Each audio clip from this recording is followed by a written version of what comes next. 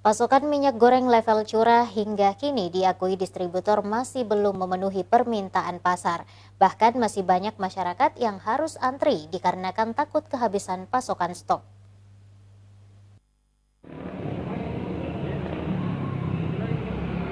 Antrian jerigen terlihat mulai menumpuk di salah satu toko distributor minyak goreng curah di Jalan Kangkung Barat, Pasar Terong, Kecamatan Bontoala, Kota Makassar pada Selasa pagi. Penumpukan terjadi dikarenakan beredarnya kabar kenaikan harga minyak goreng curah. Hingga saat ini, harga minyak goreng curah masih stabil dengan harga Rp14.000 per liternya, serta kurangnya pasokan stok yang masuk ke distributor. Distributor minyak goreng curah Iskandar mengungkapkan, stok pasokan minyak hanya bisa didapatkan 5.000 kg per harinya.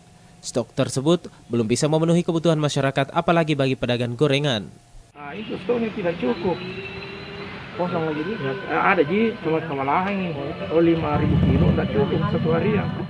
Hingga kini setiap harinya masyarakat mengantri untuk mendapatkan minyak goreng level curah dengan jatah 5 jerigen ukuran 5 liter atau 20 liter per orangnya. Rusmawan Dirara, Soleh Best TV.